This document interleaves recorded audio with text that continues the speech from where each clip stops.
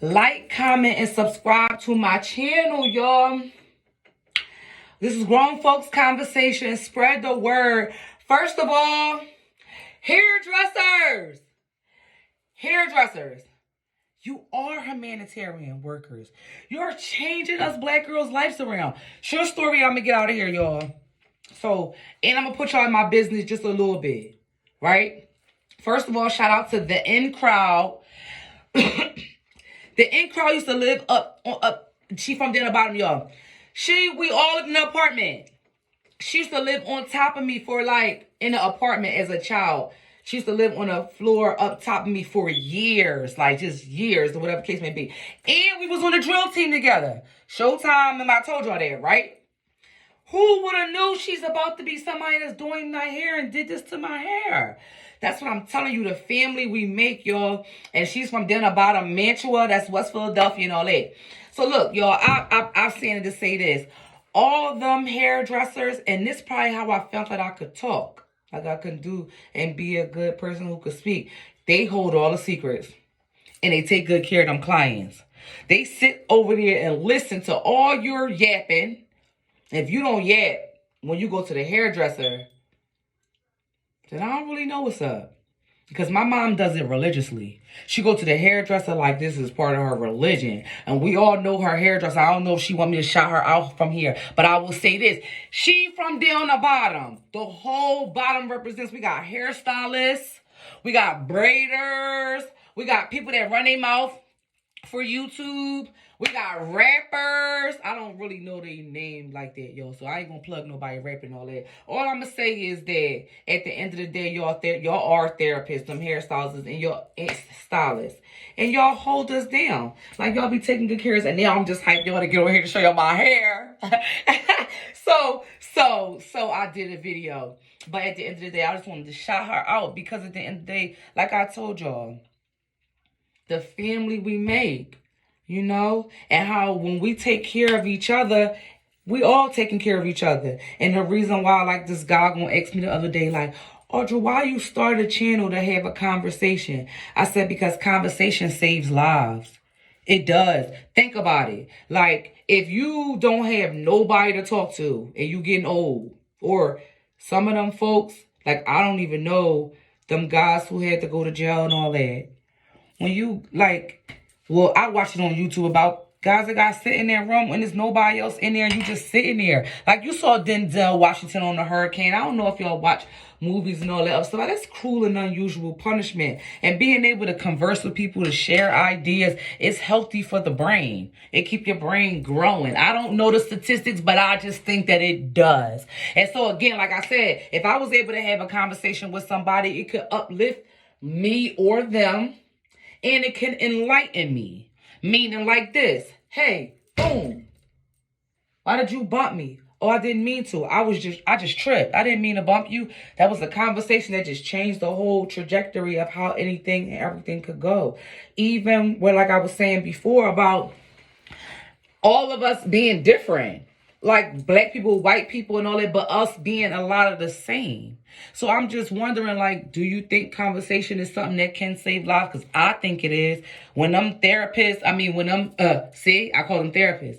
Hairdressers and all that sit in that chair, sit you there in that chair, they probably don't even ask you to start talking. I don't even know if women notice it, but they just start talking. When I take my son to the barbershop, the guys do it too. The guys do it too. They sit up in the barbershop, they be saying stuff crazy. Everybody be saying something, but I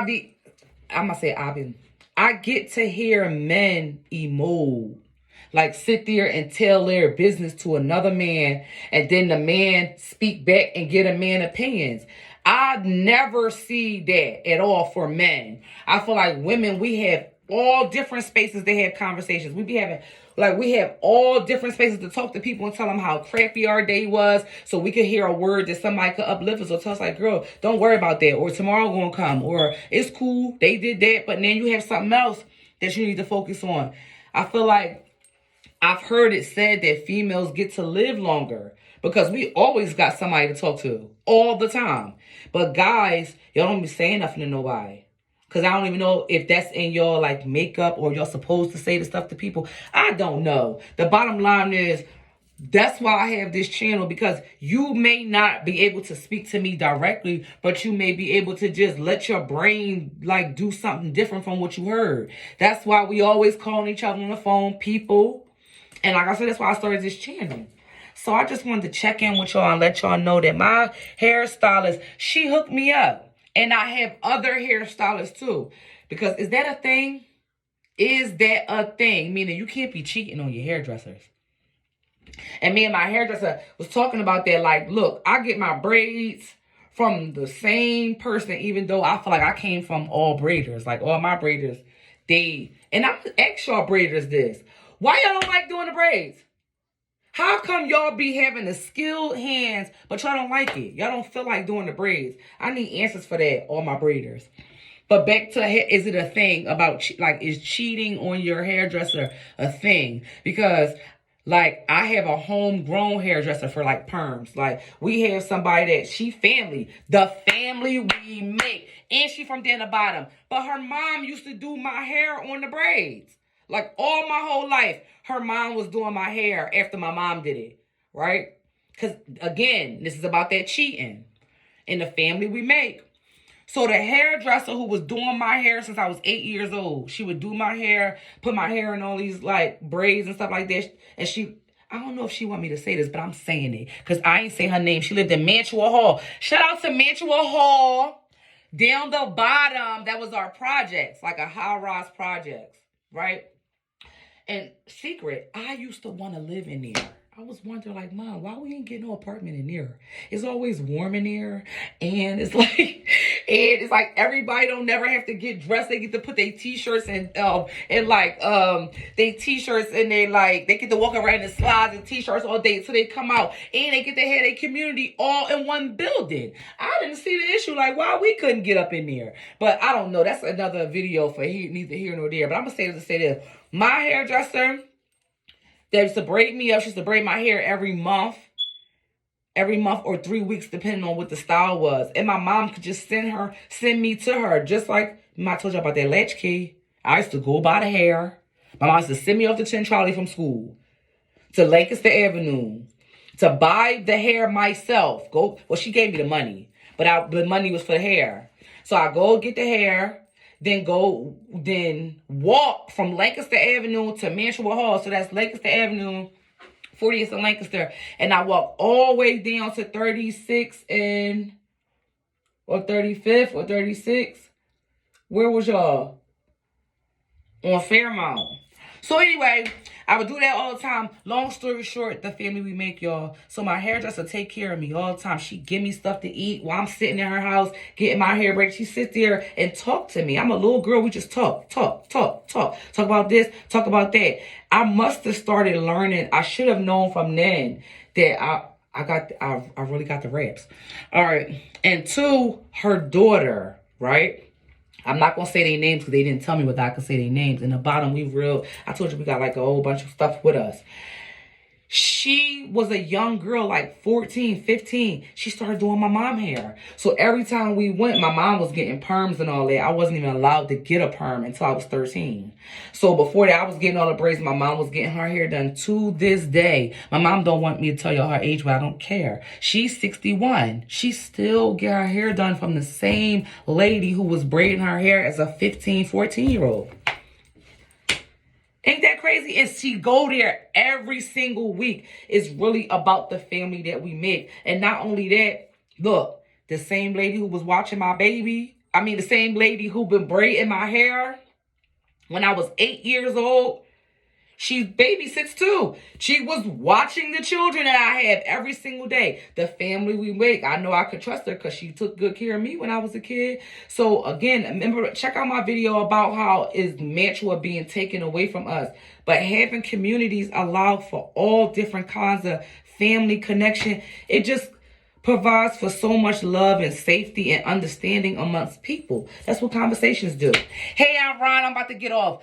If you locked in with your hairdresser and all like family, like, comment, and subscribe. Oh, about my son, Barber. Like family. We locked in like family. One day, yo, I'm gonna get off and say, I'm gonna say this and I'm gonna get off. I wrote him a whole note one time, crying when I was writing a note, like, dear son Barbara, thank you so much for taking my son into this barber shop. And then the way that you treat him, other young people or the people in the barbershop don't look at him like he's so different because of the way that you treat him. Because the barber like the coolest man in the shop. Like this particular barber, because he from there in the bottom, he know who he is. They like the coolest person in the shop. And so it's not cool to have autism because my son, he has autism. Like I say, he got ways, he move like this, he act like this. It's not cool. But when a cool person embrace you, all the other people make it like you're cool. So I had wrote him this note telling him like, thank you so much for just being you. People could just be themselves and be a blessing. I definitely think this man is a blessing, but he know he is. Oh, bottom know about that. Like how like the decent barbers down the bottom. But I would just say this, the family we make. He takes very good care of my son. I don't even know if my son know his name, but my son know that this guy is going to give him a haircut and that he's not in any harm and trouble, and that if he ever seen him walking down the street one day, he could say hello. And if anything ever was to go wrong with my son, I know that if the barber see him, he would call me and make sure like, oh, okay, Audra, I see your son right there. The family we make, like we really sit here and take care of each other. So y'all like, comment, and subscribe. If y'all hairstylist people, y'all braiders, y'all, what do them call them? Barbers are like family in your lives, because they sure enough a family in our life. Y'all like, comment, subscribe.